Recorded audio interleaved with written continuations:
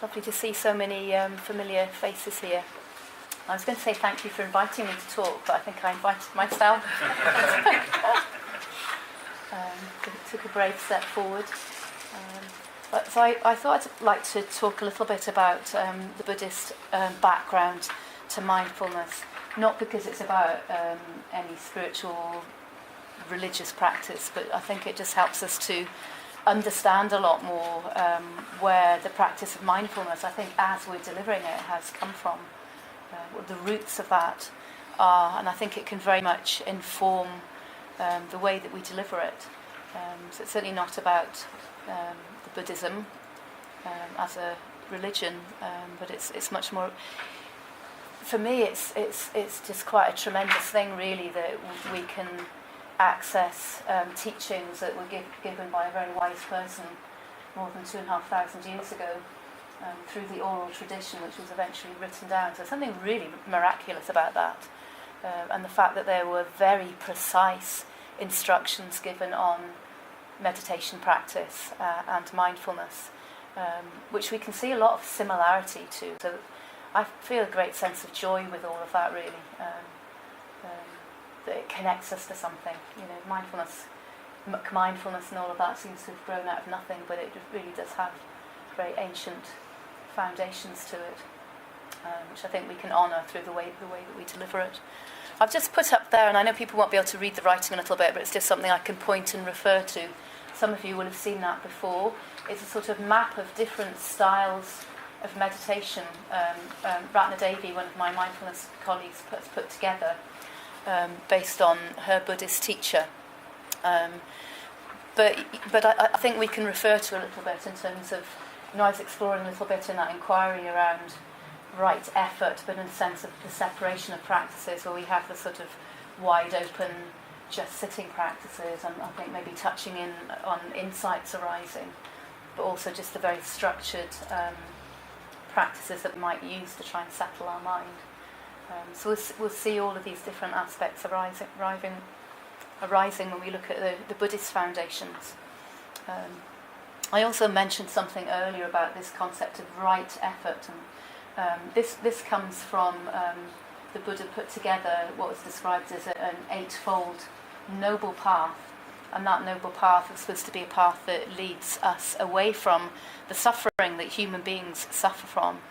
I think, and a lot of that suffering might be about illness, ill health. It might be about the whole process of birth and dying and the things which happen to humans, but also about the very human way in which we suffer due to the way our mind works, the way we attach to things, the way we want to push experience away. There's this whole human way in which we suffer as well, which the Buddha spoke a lot about. So he spoke about the eightfold noble path, which is the pathway to help us to free ourselves from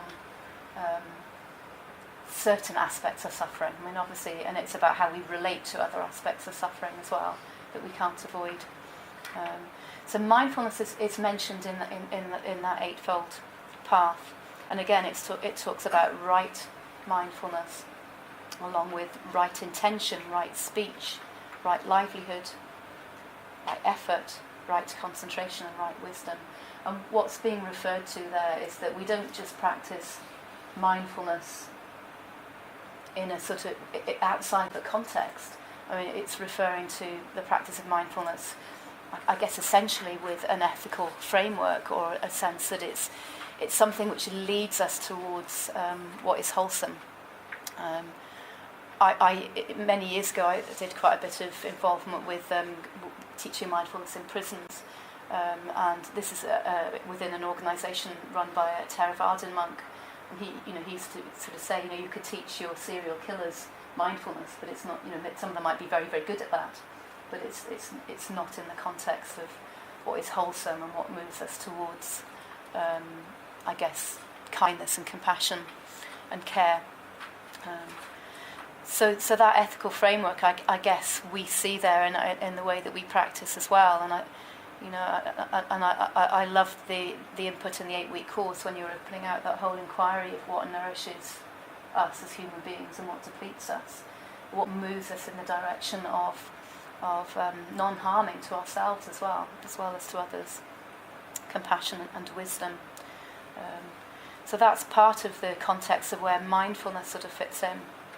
But as I say, there are very specific teachings that this historical figure, the Buddha, gave to the people who were following him. He also taught. He taught for about 40 years, I believe, didn't he? After he became awake, however you describe that. And he taught many people. He taught householders, but he had a large group of what we might call monastics, but bhikkhus who followed him. So there are two main sutta. A sutta is like a teaching, and a sutta is something that has been passed down in the oral tradition and eventually written down. He always had an attendant with him, one main attendant who had a very good memory and would memorize the teachings, and they would recite what had been taught over and over again amongst themselves, and then that was the process that happened after the Buddha died, and then eventually things were written down. But the two main teachings which I think are of particular relevance for us are the Anapanasati Sutta, which really translates as the mindfulness of in and out breathing. So that's so relevant to what we learn in MBSR and MBCT. So the Anapanasati Sutta, the mindfulness of what we take in and what we let go of. And also the Satipatthana Sutta, which is also a lot about breath of awareness. And it's a discourse on the four foundations of mindfulness. The four foundations, which I think will be familiar to us, is practicing through awareness of the body, which incorporates the breath, and then moving into the realm of feeling, which I think arises much initially through sensation. We're aware of all the things that are around, and our senses take them in. So we have sensation arising. So there's which is described as feeling in this context. So you have the body feeling, and then the mind. How the mind is also a sense in the Buddhist tradition, but when we refer to mind here, it's much more about understanding the nature of mind and how it grasps at things, how it pushes things away, how thoughts, impressions, perceptions arise, but also the container of the mind. And the fourth foundation of mindfulness is, I guess, what we attend to in terms of reality. And this is where we start touching on the key aspects of Buddhist theory, which is looking at impermanence, particularly. That's something we'll look at a little bit more later on, and the fact that there is unsatisfactoriness and suffering in life, but also that there's no fixed sense of self that we can hold on to. Even that is fluid and changing. So these two teachings, the Anapanasati and the Satipatthana, I'm not quite sure which was taught first. I don't know if anyone knows that, but they're very much incorporated within one another, and I think that they're quite useful to study alongside each other. But I'll probably spend a little bit more time today looking at the Anapanasati Sutta, because it's broken up into 16 contemplations, which I think can form a really lovely structure to a meditation practice. What I hope to do is talk around all of this and to get to explore some of it for the first hour, and then we can have half an hour of just dropping some of these contemplations into a sitting meditation practice. Some of you may be familiar with these books. This is sort of my key sort of sources for this. This is a lovely book I've had for a very long time called Breath by Breath by Larry Rosenberg from the Insight Meditation tradition. And this is a commentary on the Anapanasati Sutta. And this is another commentary on the same sutta by Thich Nhat Hanh. Breathe, you are alive. So breath features very strongly in both of those. And Thich Nhat Hanh described when he first encountered the teachings of the Anapanasati Sutta that he felt the most happy and blessed person on the planet. He just felt so enriched. And I have an aspect of that as well. That there's something lovely about receiving this teaching. So the Anapanasati Sutta is made up of 16 contemplations, as I said, and they're also broken up into these 4 sections. You'll see the sort of summary of it on the back: the body, feelings, mind, and wisdom. And the practices sort of progress naturally through those. And we can see these contemplations as, I think Larry Rosenberg describes it as 16 lessons about how to be human. And it isn't just about deep contemplations about our pathway towards enlightenment. It's something that we can drop into our everyday life, and I think they're reflections, and I think a lot of it will be familiar to all of us in terms of how we work in our meditation anyway. So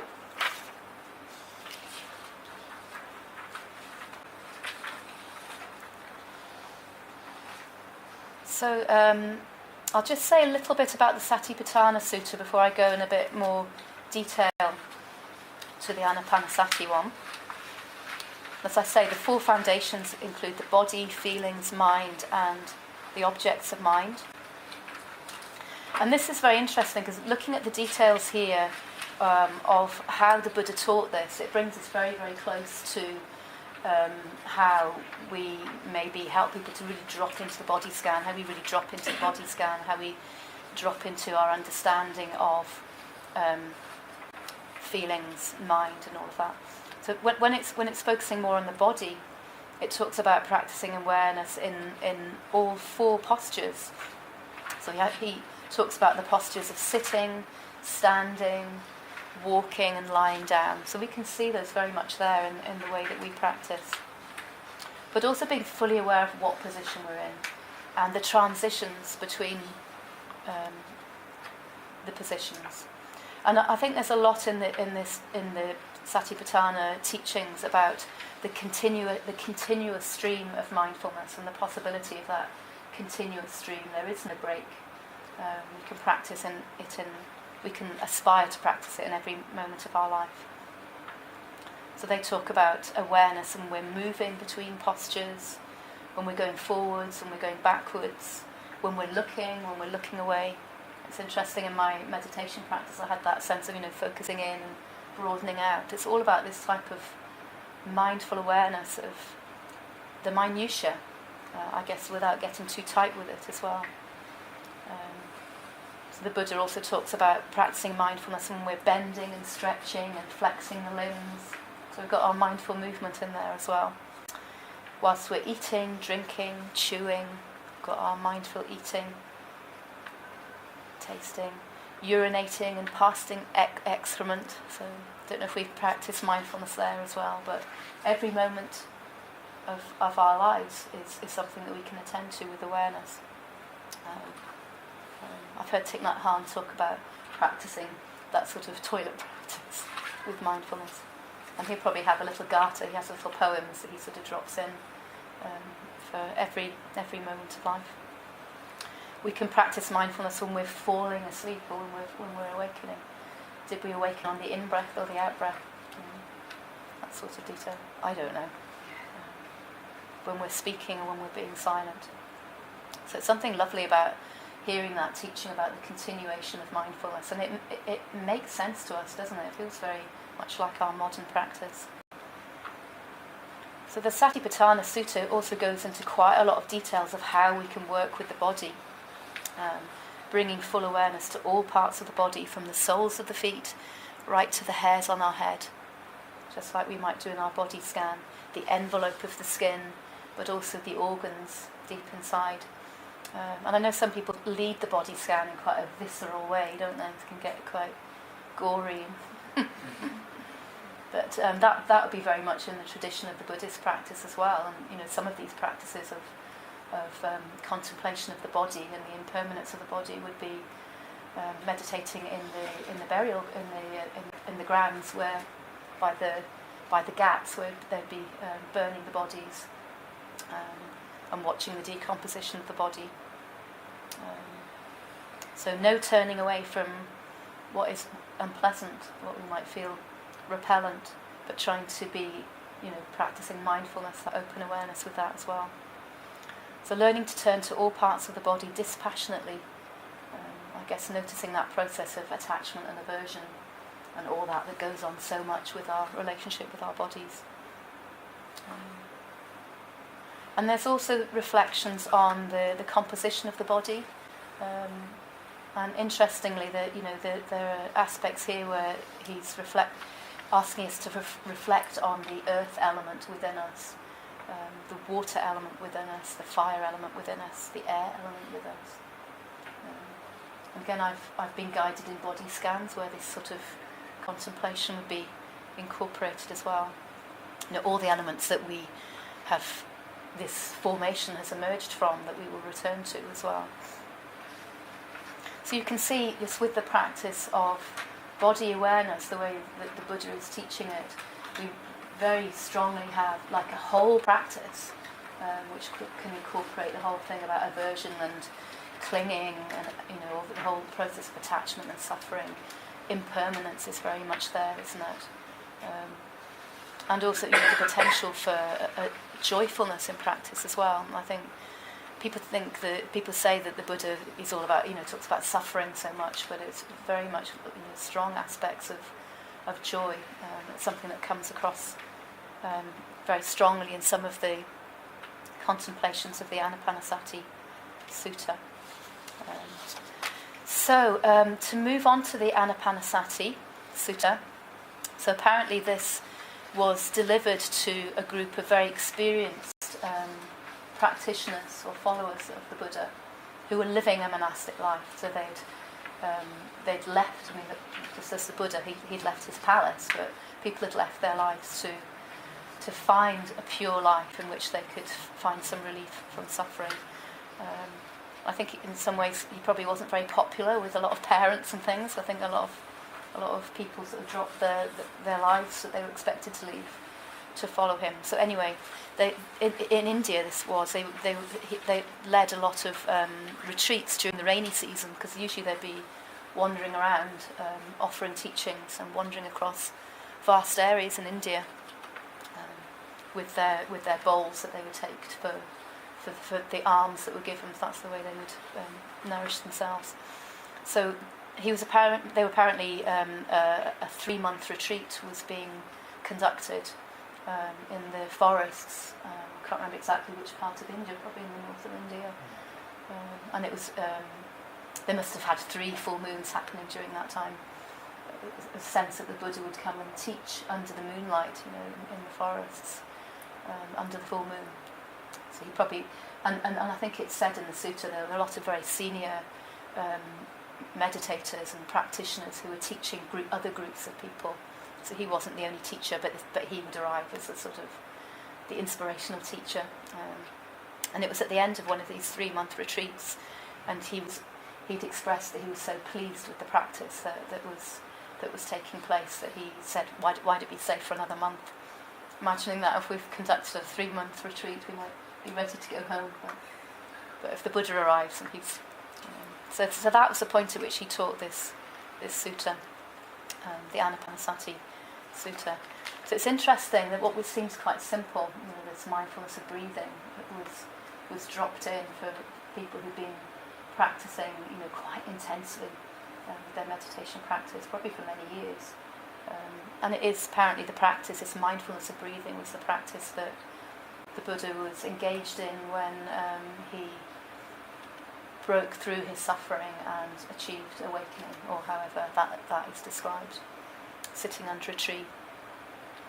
So this is how he introduces the contemplations. He says, the practitioner, having gone to a forest, to the shade of a tree, or to an empty building, sits down with legs folded crosswise, body held erect, and sets mindfulness to the fore. Always mindful, the practitioner breathes in. Mindful, the practitioner breathes out. So there's something there about the way that we move away from our busy lives and set up a space for ourselves, for our practice, and protect that. So it's talking about the forest here, or the shade of a tree. I guess these are the sort of places where retreat centres are built. But that sense of going somewhere else is often what we might do when we're deepening our practice. And it's something very strong there about intention as well. And then also about the sitting, and of course we don't have to sit with our legs crossed, but it's something about establishing a posture. We talk about that, a dignified posture, don't we? And that's already marking that intention of setting mindfulness to the fore. Yeah, that's our intention. So we acquire our seat. We take our seat, and then we bring the breath alive. We bring awareness of the breathing process. So the first parts of these contemplations are very much about stabilising the mind. And if we're looking at a system like this, we've got the first type of meditations that we might engage in are around integration. So it's where we may have that sort of applied effort a little bit more, we may have the focus a little bit more. And the mindfulness of breathing, maybe in quite a structured way as well, fits in quite well with that, where we're trying to stabilise the mind with the sense of concentration. Some of the teachers often talk about horizontal integration when we're doing this. We might bring awareness to more than the breath in the body, have that awareness of sound, and just drop in an awareness in that way. But it might also be a sort of vertical integration where we really drop deeply into our experience, and maybe we have a sense of going, deeper in a sort of layer sort of sense, finding a sort of sense of integration there. So this is a sort of area, I think, which probably comes up in the early part of the sutta, sort of to stabilise the mind, to sustain our attention, to maintain an interest in the breath. So this is what people may have heard the expression of one-pointed awareness. It's like all our awareness is focused in. And it isn't as easy as that, is it? Because it wanders and it drifts. And it needs to be quite a gentle way in which we try and focus in. But I don't know, probably most people will have had the experience that after a period of time of settling, it's like the stirred up fresh apple juice that Thich Nhat Hanh talks about when we sit. It settles and the pith goes down and you get this clarity of pure juice. But hopefully we've all had some experience of that sort of settling and how the mind gets a little bit calmer and stabilised. And then from that point it's so much easier to maintain a sense of focus and engaged attention. So we learn to sit like a lion, yeah?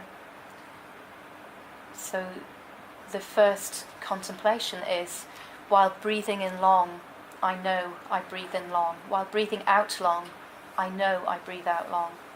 I think it starts a bit before that. I train myself. I train myself. While breathing in short, one knows I breathe in short. While breathing out short, one knows I breathe out short. So there's that sense of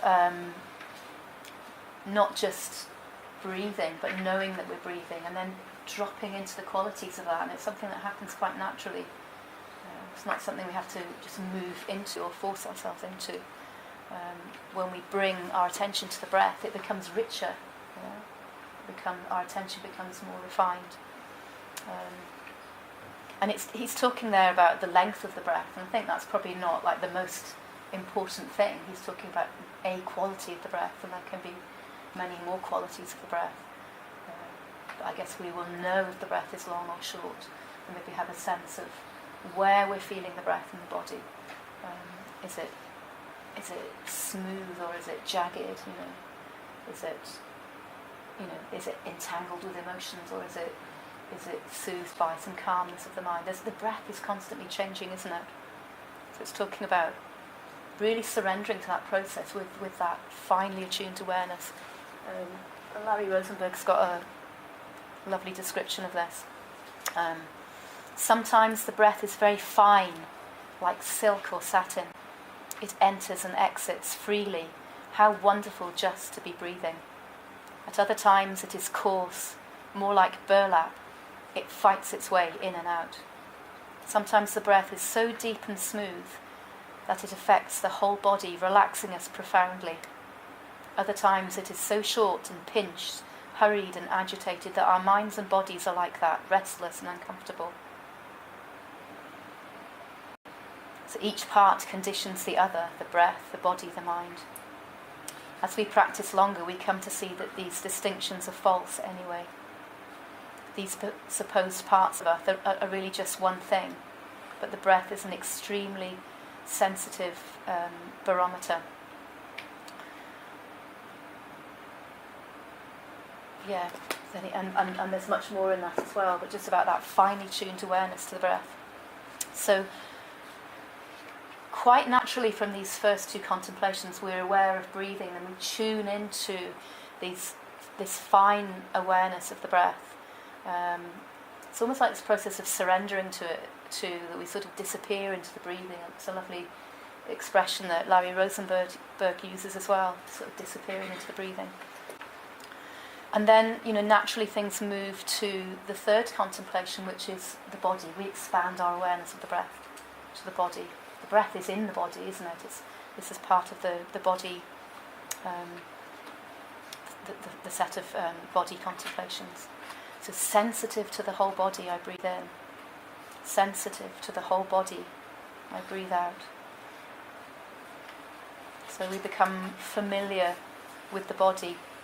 And this is a lovely bit in the Satipatthana Sutta as well. And it's interesting because the Buddha, having left the palace and joined these people who had also left their lives, these renunciants, for many, many years he practiced a path of quite severe practice of, what do they call that? How do you describe it now? Asceticism, that's the word. And apparently he was... I was talking to one of my eating disorder patients about this the other day, because he went to this one grain of rice a day. And of course, he taught eventually that the middle road, somewhere between the palace life and the one grain of rice a day, is the way that we need to go. But he'd spent many years following the path of asceticism, and apparently almost died and realised that it wasn't the way. And the way was actually to be more fully embodied with our lives. So in the Satipatthana Sutta, he talks about being aware of our bodies from within the body. It's that embodied thing. It's not about transcending that. I think initially what he was doing was very much about transcending our basic, crude experience of being alive to sort of these higher states of awareness. But it was in the simplicity of mindfulness that he sort of found the breaking through towards awareness. So yes, we can be aware of our bodies from within the bodies. And that doesn't just mean being aware of our internal organs, but that can be a part of it. It's just really that embodied sense. We're not sort of seeing the body from outside. We're really living with it. We're in touch with life. So that's the sort of way in which we would want to be sensitive to the body, being really in touch with that, familiarising ourselves with the body. And within that as well, we can deepen some of this sustained attention. And quite naturally, out of that awareness of the body, the calming happens. It does happen quite naturally, and although I think sometimes there's a bit of a, our mind can pull us out of that settling and calming, can't it? But the body does calm, and that really helps the mind to calm as well. The mind conditions the body, and the body conditions the mind. The mind, body, and breath become one. They become in sort of unity.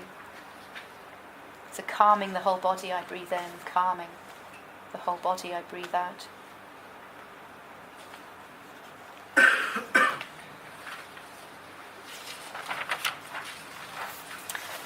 So this, once we've achieved some of this sort of integration through that, we have much more of an opportunity to drop into this middle bit there that I drew this out a little bit like a mandala in a way. You've got your middle bit, which is about this receptivity, this really open awareness, which we might practice in sort of just in an open sitting practice. But it's not an easy practice to do. It requires a little bit more of that settling of the mind. We might need to do a little bit of that applied effort before we could just open to that sort of breadth. But if we can achieve some of that settling, I think some of the some of the contemplations which come on, we can sort of feel into them that much more deeply.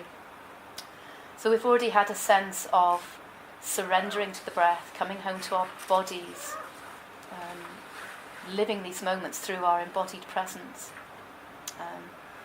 So there's no need to achieve sort of higher states, but we can just drop into the present moment, and that's what's so beautiful about these teachings. So we move then into a group of contemplations which are in the realm of feelings. As I say, feelings really start with the raw sensations. And the intensity of that can be much clearer, more clarified, naturally arising from a mind which is settled. So the fifth contemplation is, I train myself sensitive to joy. I breathe in, sensitive to joy. I breathe out. And the sixth one, sensitive to happiness. I breathe in, sensitive to happiness. I breathe out. So in the original terming of this, what's described here as joy was also described as a sort of a rapture. That's not really a word we use very much, rapture. The Sanskrit word is piti. But it's what he's referring to is these naturally arising states which have some sort of energetic pleasure to them, which might arise from a concentrated mind. Don't know if anyone has any sense of what I might be talking about there from your own practice. Yeah. I mean, not everyone will experience these, I don't think, but it might even be like you feel your hairs, the back of your neck stand up, or energy flowing through the body. I guess it's that sense of if we are a little bit more integrated, then things can flow a little bit more. But I don't think we have to go searching for any experience like this, because I think some people feel a lot of heat. They might feel really very strong, which might even be unpleasant at times, strong sensations of energy flowing, which might be flooding through the body. Sometimes you might just be very prominently aware of the heart beating or flow of blood or something. It might just be our sensations, experience of the body changes. But I guess what we're looking for here is something that's pleasurable. So I like the word joy in a sense, because I think joy can be applied to the whole of our practice and all of these contemplations. And maybe we can feel a little bit of that joy of breathing. It's so wonderful to be able to embrace the breath through our body. It's joyful, the fact that we're alive, and the breath is this exchange between what we call outside and what we call inside, what's reinforcing the sense of life. There is a sense of joy in that, isn't there? And maybe even in the experience of the breath, it's sometimes so smooth and pleasurable. And maybe, if our mind is settling and our body is settling, there can be a joy to that. And maybe it feels very, very small, but it's a bit like the pleasant events diary. We can enhance our awareness of that, and it's a very positive thing to do. These practices are not all about turning towards suffering. They're about, if we can condition the mind with some of these positive feelings, we can really set ourselves up for dropping even deeper, or for staying present with it. As I say, it's not about grasping about these feelings, but just noticing what's there. So the joy would tend to have a little bit more of an energy to it, a bit more excitement to it. The happiness refers a little bit more to a sense of calm, tranquility. It's like our social safety system is really activated, and our oxytocin must be flowing, I guess. But we're a very calm and tranquil sort of place. And maybe we just have glimpses of that from our practice, or maybe we can sit there for a while. I think it's a real art in being able to sit with both of these, the energetic joy and the more calming feeling of contentment and tranquility without some sense of the mind grasping at it, and then in a puff of smoke it's gone, isn't it? So I think it's a real art to sort of settle in to that. But these contemplations are really lovely ones, and for me the way I would practice with those is just for looking for any seeds of this that may be present for us, and see if we can just water those a little bit. And if anything, if it does arise, a sort of feeling of contentment or pleasure, just we can use that as a contemplation. We can bring awareness more fully to that. We can be aware of the fact we have an experience of joy, and just allow it to come and go. It's no big deal, but these sort of positive qualities can also condition the mind. So these are the two first contemplations in the feelings tetrad. When I use the word tetrad, that's a word I've never used before, but it's a collection of four. So I don't know who used. I'm sure the Buddha didn't say tetrad either, but I don't know where it comes from. But so I've popped that word out a few times, but that's what it is. It means a collection of four. And I think a lot of the Buddha's teachings they're all in memorable numbers, aren't they? And it's probably how they remembered them, like there's the 8 of this and the 4 of that and the 7 of that. So these are a collection of 4. So the next 2 in the feelings tetrad are actually talking about mental processes, but the boundaries there between sensation and the mind, all a bit, where do you draw the line anyway? But what they're referring to with mental processes is how feelings condition the mind. And I don't know if I can remember this well enough to put it up, but let's see if I can make sense of it. So we have all our sense organs, and the mind is an additional one in Buddhism. So what have we got? We've got the eye, ear, nose, tongue, body. We could see as a sense organ, in a sense, couldn't we? Yeah. And then the mind. So, in the Buddhist tradition, they talk about, and there are very detailed teachings on all of this as well, and other sort of suttas and teachings post the lifetime of the Buddha as well. So the eye gives a rise to, the eye engages with an object in the real world, doesn't it? It engages in seeing, and when it's like consciousness of seeing arises, it's when our awareness is meeting a sight, isn't it? So there's the actual object in the world here that we engage with, the sight, hearing, smelling, tasting, touching, of course.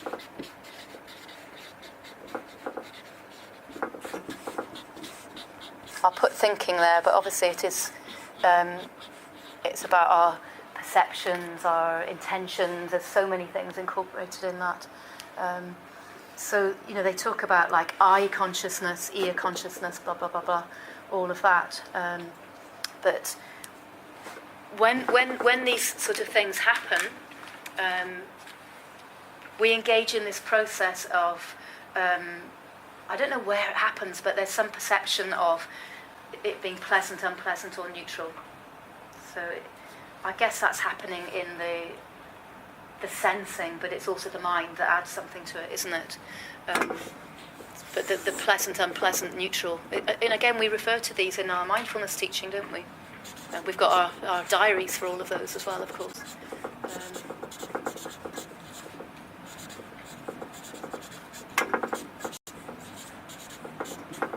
So it's almost like that awareness arises quite naturally, and probably there's not a lot of mind involved with that. It just arises.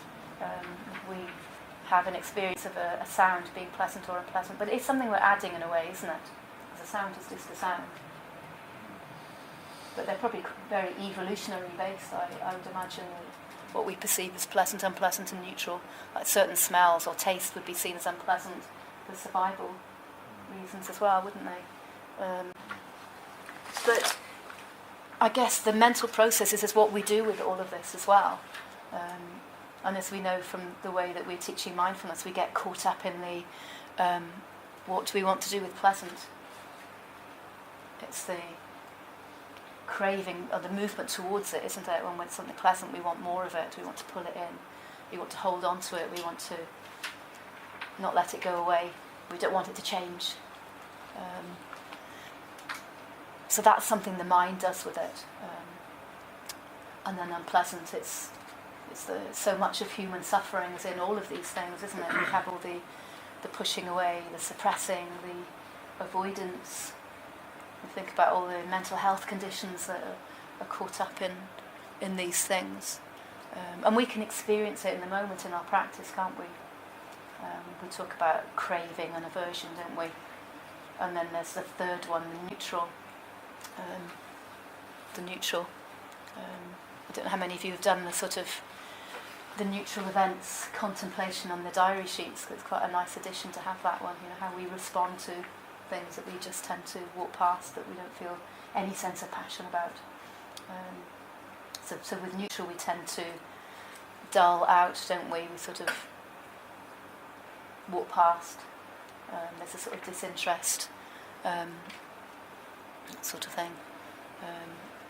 So it's really interesting, just in these feeling tetrads, we're starting to explore a little bit of the process of what the mind does with all of us. And this is something that we will eventually aim to let go of.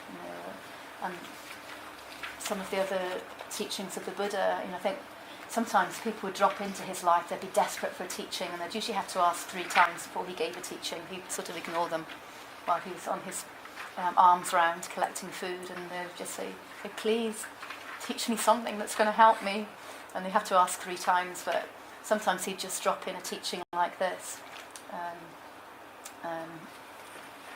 And this is the one he gave to actually Bahia of the Bark Garment, I seem to remember. So he just said, I haven't written it all out, so I don't remember it, but it's something like, in the scene, or in the seeing, just the seen, in the hearing, just the heard, in the cognized, just the cognized. But it's something about if we can just stay with our experience of sensing without what we add to it, then I guess we suffer less. That's the sort of basis of it, isn't it? There's nothing else that we have to add. We can calm mental processes if we can stand in the middle of our experience, which is what we try and do when we're sitting with pain, or sitting with an unpleasant sensation in the body, which is incredibly hard to do, isn't it, without trying to fight with it and have a lot of stories around it and all of that. But if we can just sit in the middle of our experience without adding on all the extra, then we can lessen our suffering.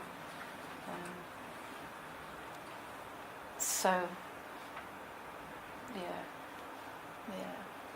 there's something about really sitting with our feelings and how feelings move a little bit closer to what we would describe as emotions. Just sitting with that. And when we are sitting with a difficult experience, there's sometimes when we're being kind, we might sort of bring awareness in around the edges of it, but and then it's we try and invite our awareness into it, into that sort of sensation.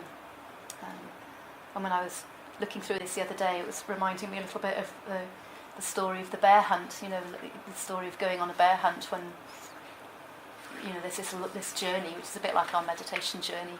And I've got a lovely version of that book where there's a father and his children and a dog just going searching for a bear, and they're going through the swishy swashy grass, and they're going through the deep river. They're going through the swirling windstorm.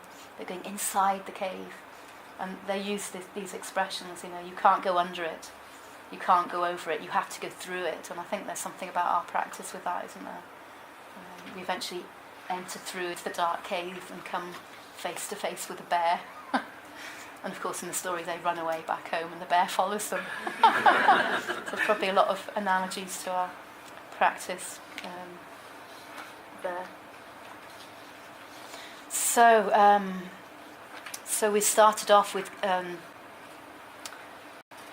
the feeling tetrad, just focusing in on really lovely feelings and conditioning the mind with that.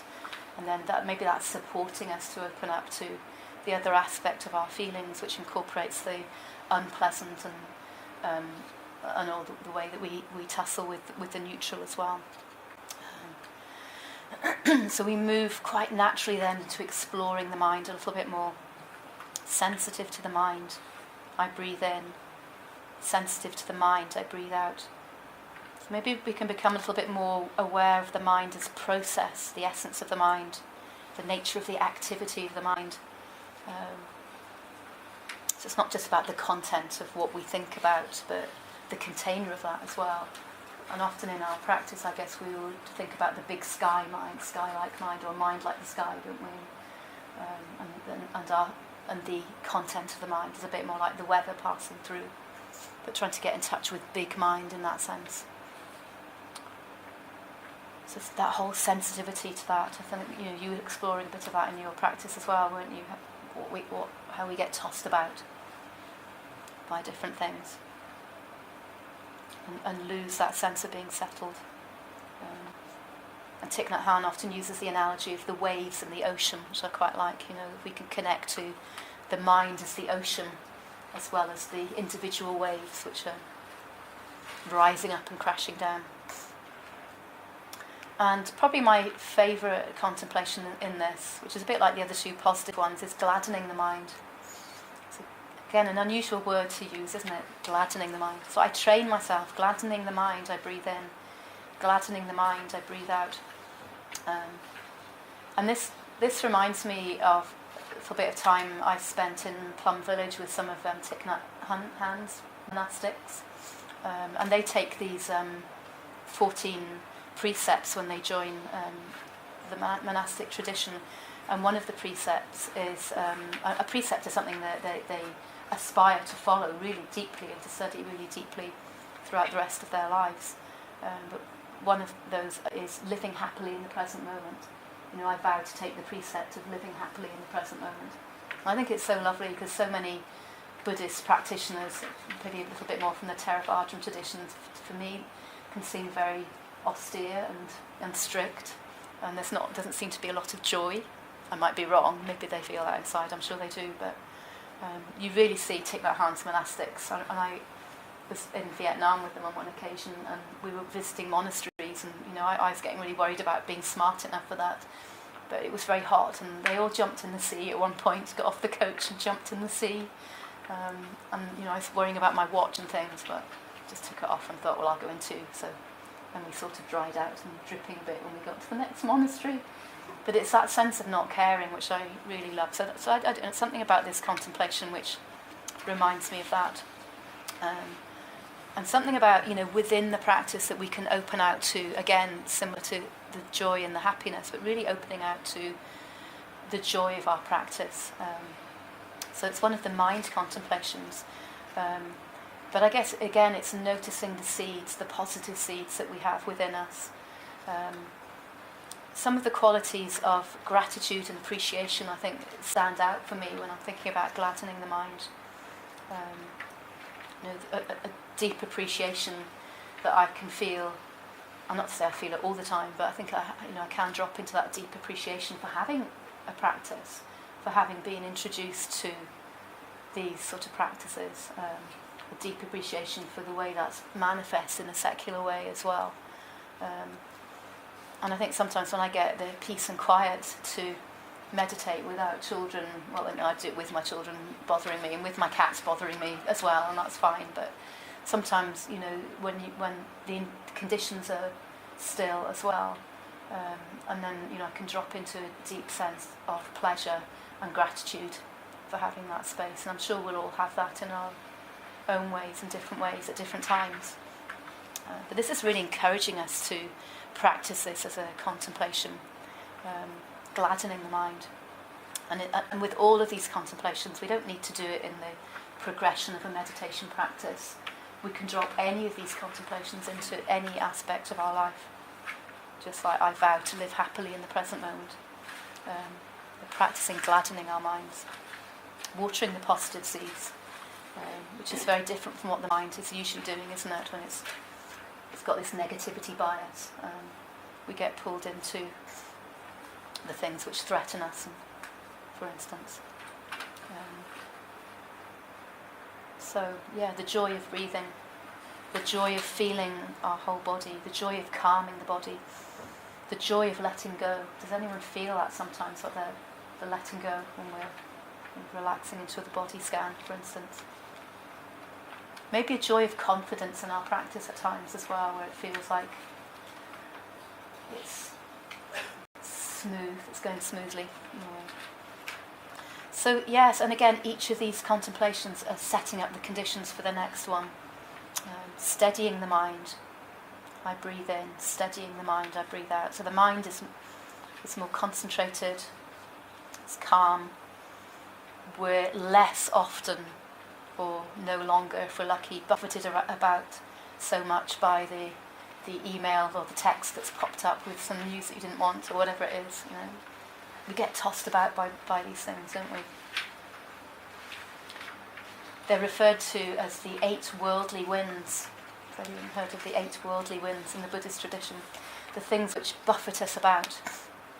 So I think these sound familiar to us. Pleasure and pain. Praise and blame. Yes. Praise and blame. Which makes me think about therapy situations as well, doesn't it? We've been talking in the Cullen Centre recently about, I think it was mentioned, Therapist of the Week was mentioned to somebody, but also the contemplation of taking on a patient who has already sued other therapists she's worked with, and just like, just pray. How we get tossed about by all of this praise and blame, gain and loss. We don't like these sort of things. Fame and infamy, being on the pedestal and being cast off the pedestal. And if we can steady the mind, maybe we don't need to be buffeted around so much by these things.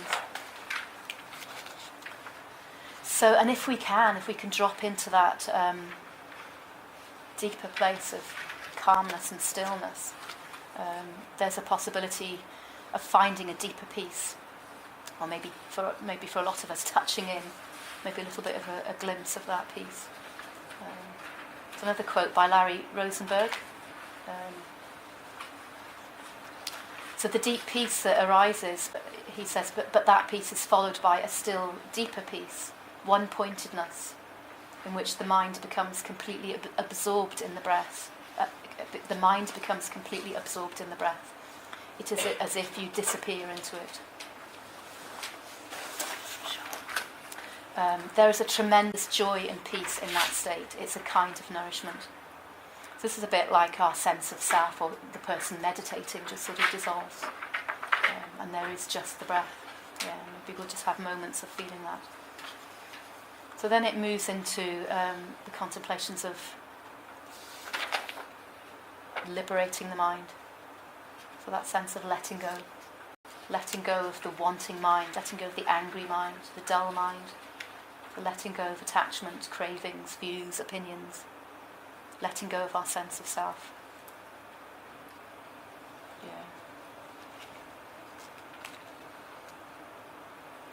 So when we start moving into the final tetrad, the wisdom contemplations,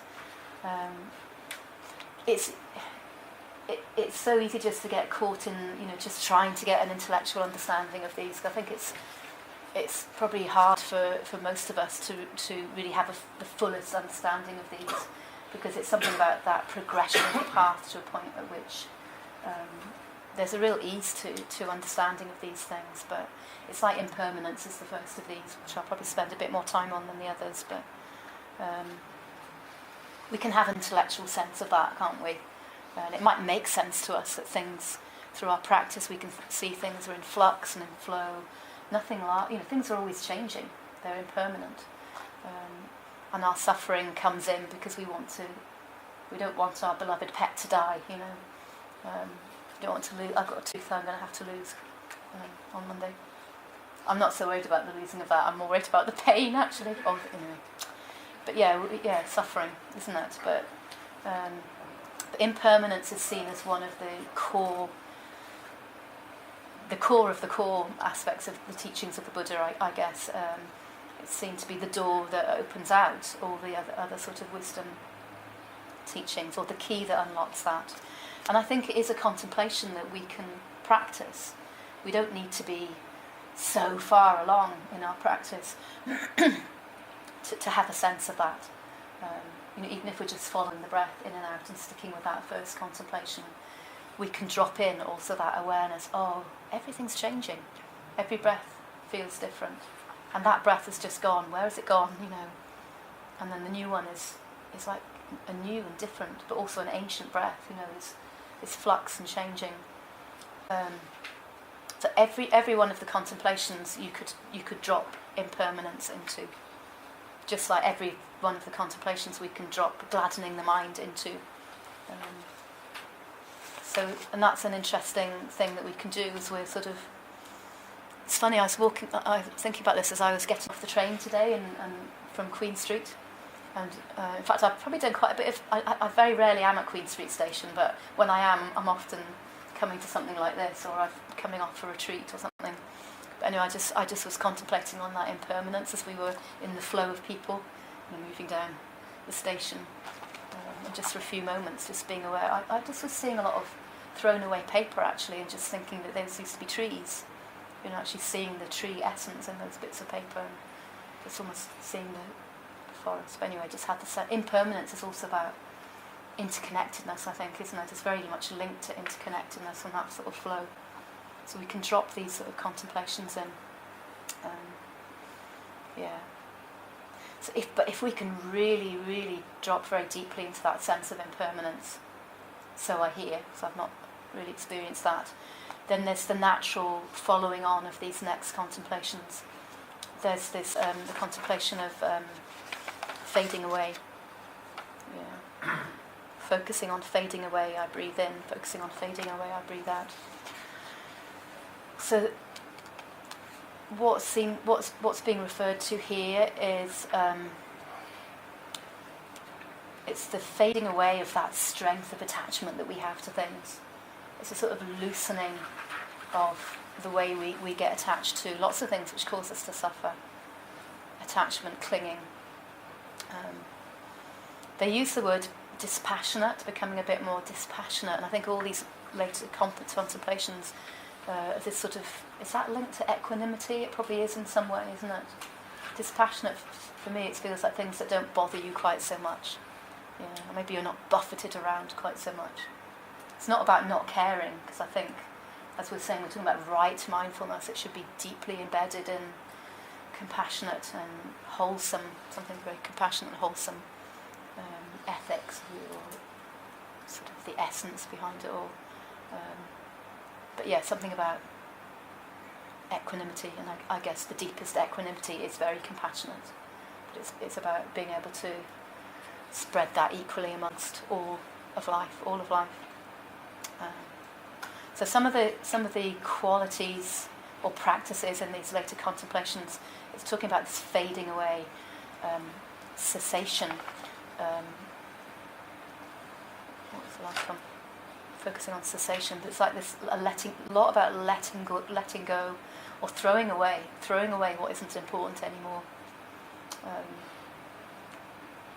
And it's sort of referring as well to sort of quenching of suffering.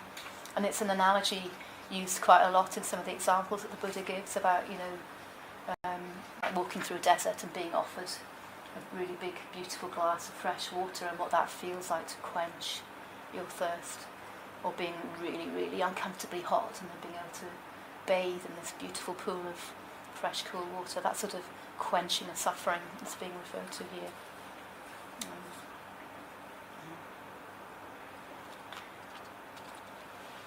So, would it be? Yeah, that's right. I've got one reading I'd like to give you, and then we'll maybe go into a little bit of a meditation practice. And when I guide this in a meditation practice, I'm going to focus mostly on the early tetrads around breath and body, but I'll bring in a little bit around gladdening, a little bit around impermanence. I'm not going to do them all, because it's a life of practice. And I think there are some practitioners who use this as a sort of life practice. It's so rich, there's so much of it. But I think even somebody like Thich Nhat Hanh would say that, and I think Larry Rosenberg says it as well, you could focus your whole life on one of those contemplations as well, and everything is incorporated there. I don't know if anyone watched the film that's come out recently called Walk With Me, about the life of Thich Nhat Hanh. It's about the practice and that sort of approach to practice, and the film is a bit like it's very much like a meditation for about an hour and a half or something. But there's a commentary going on through it, narrated by Benedict Cumberbatch, and it sort of woke me up. I thought, oh gosh, this comes from Fragrant Palm Leaves, and it's a book that was published from a private journal of Thich Nhat Hanh during the 60s, when he was back with he'd been banished from Vietnam. Actually, he was practicing a lot in America, but the start of him setting up Western practice and Plum Village and all of that, and he describes a lot of very personal things in this journal about his awakening, and it was some of the extracts of that which were being narrated in this film. I pulled that book out again, and I've just taken a quote from it, from Fragrant Palm Leaves. At first it seemed like a passing cloud, but after several hours I began to feel my body turning to smoke and floating away. So moving, actually. At first it seemed like a passing cloud, but after several hours I began to feel my body turning to smoke and floating away. So imagine him meditating for several hours, actually. I became a faint wisp of a cloud. I had always thought of myself as a solid entity, and suddenly I saw that I'm not solid at all. This wasn't philosophical or even an enlightenment experience. It was just an ordinary impression, completely ordinary. I saw that the entity that I had taken to be me was really a fabrication. My true nature, I realised, was much more real, both uglier and more beautiful than I could ever have imagined.